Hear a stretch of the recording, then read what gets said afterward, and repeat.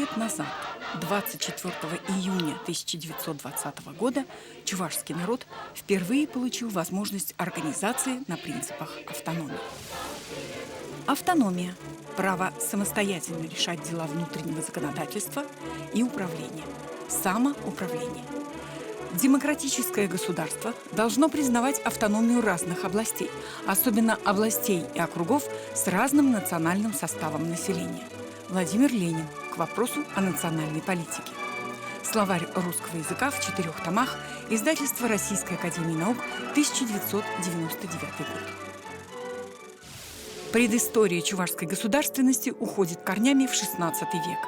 Именно тогда чуваши послали своих гонцов к русскому царю и попросились под защиту Московского княжества. В 1551 году Иван IV присоединил земли, населенные чувашами, к российскому государству. Вплоть до 20-х годов XX века они были разделены и входили в состав Казанской и Симбирской губерний. Февральская революция 1917 года всколыхнула национальное сознание многочисленных народов бывшей Российской империи. В отличие от своих соседей, татар и башкир, чуваши не были готовы к борьбе за самостоятельность. Предлагались различные варианты, в том числе национально-культурная и государственно-территориальная автономия. В феврале 1920 года в Казани состоялся первый всероссийский съезд чувашских секций и ячеек РКПБ. Его делегаты прибыли из Казанской, Симбирской, Уфимской, Самарской, Нижегородской и других губерний. Съезд предложил объединить чувашей, проживающих в уездах Казанской и Симбирской губерний, в чувашскую трудовую коммуну. Но слово «коммуна» пугало многих крестьян, из которых по преимуществу состояло тогда чувашское население. Для решения вопроса собрались Политбюро ЦК РКПБ и Совет народных комиссаров. 22 июня 1920 года было принято решение об образовании Чувашской автономной области.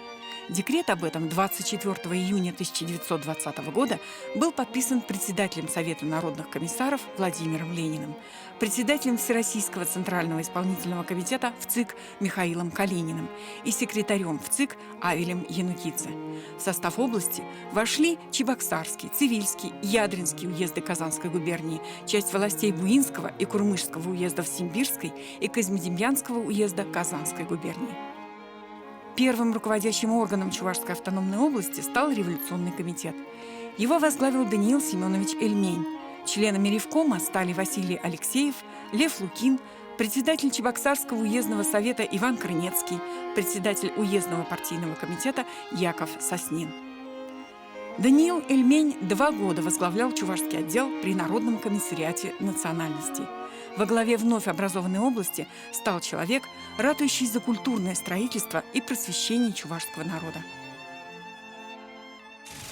Чтобы вывести чувашей из мрака невежества и косности, необходимо широко поставить дело их просвещения, как школьного, дошкольного, внешкольного, так и профессионально-технического, писал Даниил Эльмень. Первый год существования Чувашской области оказался невероятно трудным. Сначала крестьянское восстание, потом неурожай и страшный голод. Но уже тогда молодая автономия начала свое бурное развитие. Заработали лесопильные заводы, мастерские. Было принято решение о строительстве электростанций в Чебоксарах. 21 апреля 1925 года область была преобразована в Чувашскую автономную Советскую социалистическую республику. Так началась история чувашской государственности. За 20 довоенных лет республика достигла процветания. Под руководством партии Ленина-Сталина, освобожденной от пут капитализма и национального гнета, советское крестьянство добилось великих побед. За годы советской власти крупная промышленность Чувашии выросла в 8 раз. Чувашия имеет большие природные богатства. Горючие сланцы, фосфорит, торф дает промышленность республики. Основным богатством является лес. В первую сталинскую пятилетку выстроен Шумерлинский деревообрабатывающий комбинат.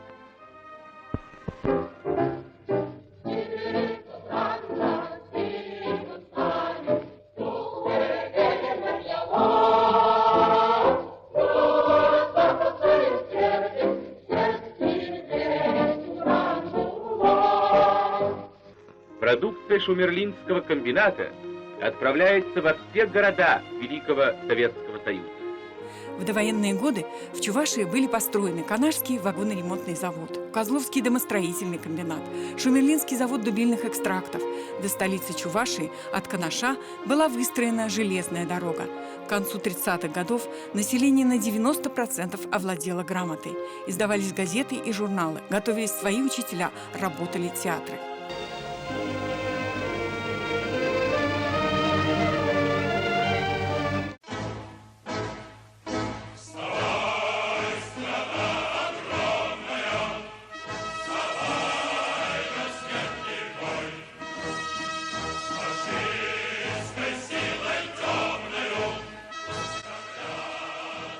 В годы Великой Отечественной войны 208 тысяч жителей Чувашии ушли на фронт.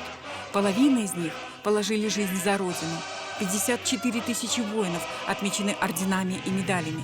На чувашской земле родилось более 50 выдающихся полководцев, генералов армии и адмиралов флота. 85 героев Советского Союза, 13 полных кавалеров Ордена Славы. Такова героическая военная история Чувашской Республики.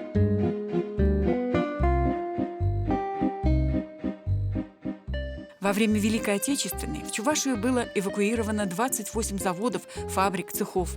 После войны на их базе сформировались градообразующие предприятия, без которых и ныне немыслимая экономика республики. Такая история у Чебоксарского электроаппаратного завода.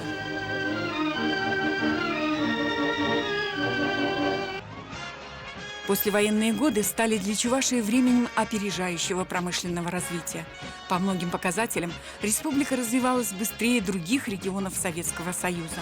В 50-е и 60-е годы из аграрно-индустриальной Чувашия превратилась в индустриально-аграрную. К 70-м годам были введены в действие 26 крупных промышленных предприятий, среди которых Чебоксарский хлопчатобумажный комбинат, ЗАИМ и ЗАИП, Чувашкабель, Алаторские заводы «Электроприбор» и «Электроавтомат», Канашский завод электропогрузчиков. Периодом высшего расцвета в истории Чувашии стали 70-е и 80-е годы XX века, когда у руля республики стоял Илья Павлович Прокопьев. Были построены промышленные гиганты, Чебоксарские тракторные и агрегатные заводы, Новочебоксарский химкомбинат, возведена и заработала Чебоксарская ГЭС.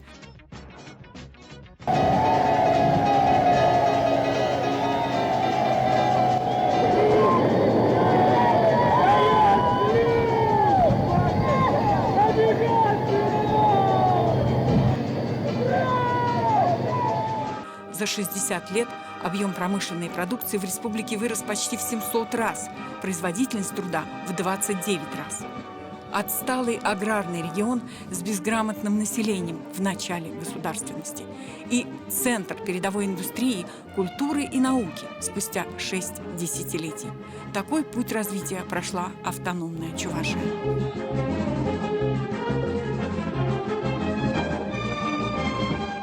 Гордость республики – люди. На земле Чувашской родились и выросли герой гражданской войны Василий Чапаев, кораблестроитель Алексей Крылов, космонавт Николай Бударин, балерина Надежда Павлова, академик Геннадий Волков, поэт Геннадий Айги. Особая любовь в Чувашии – космонавт номер 3 Андриян Николаев. Самочувствие отличное. Все системы корабля работают отлично. Его полеты в космос поистине открыли каждому его земляку грандиозные перспективы развития. Чувашский «Сокол» до последнего дня служил республике. Мне хочется пожелать моим землякам крепкого здоровья, крепкого духа, выдержать такое тяжелое для нас, для всех время и не падать духом. Успехов во всех делах.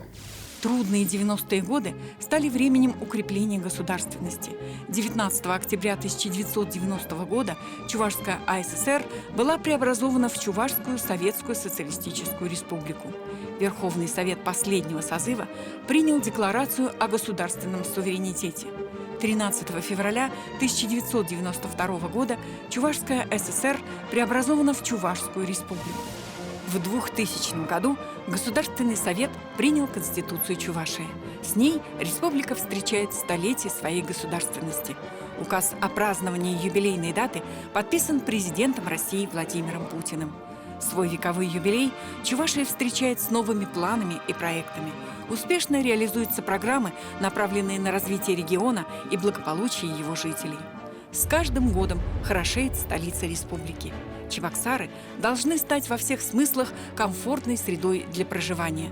Растут новые микрорайоны, в которых создаются все условия для отдыха и здорового образа жизни, воспитания и образования детей.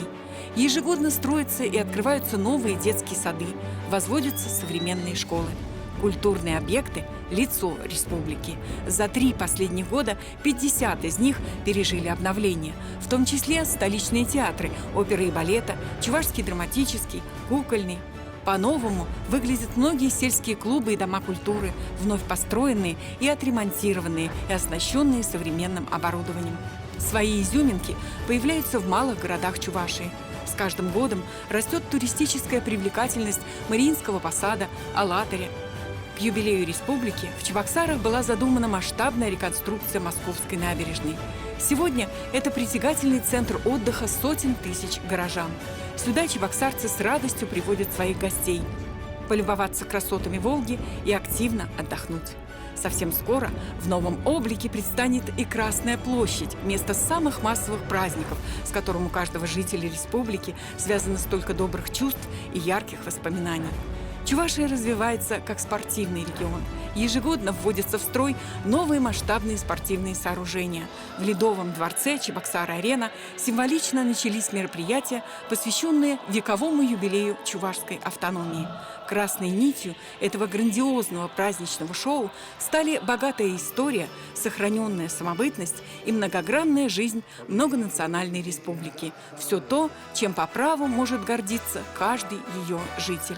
Мы являемся одной большой семьей, и причем не просто чуваши. Здесь у нас на территории Чувашской республики проживает около 120 национальностей, и, как известно, за эти 100 лет чувашской автономии мы не помним, чтобы здесь у нас на территории были какие-либо, скажем так, напряжения на фоне межнациональных отношений или неприязни.